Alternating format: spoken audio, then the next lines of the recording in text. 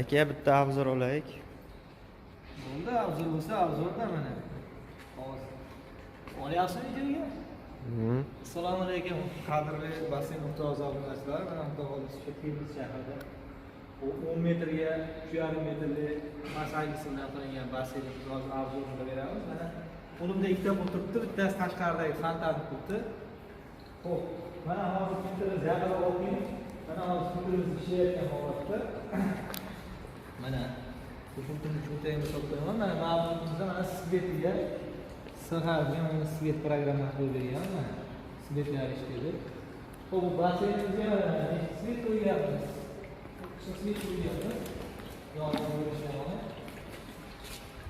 Xo'p, jakuz suv tomonida tepaga ko'prak o'rniga patologdan suv tushadigan berganmiz. Mana unga bir palajini qo'yib qo'yamiz.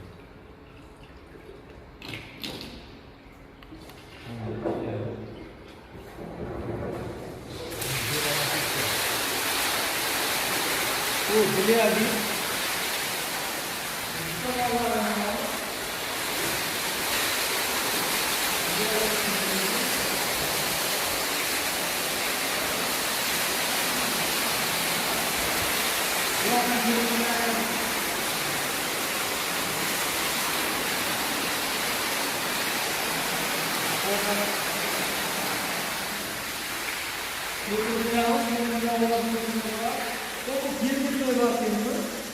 Ko'pchilikda savol tug'iladi, basseyn qanaqa bo'ladi, skimerli basseyn qanaqa bo'ladi deya.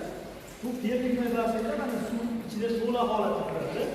Bundan oqib tushib ariqchaga tushadi. Mana bu yoqda ariqcha qilganmiz, ikkamiz. Ariqchadan oqib boradi, termikni yamaga boradi. Termikni yamadan ko'chib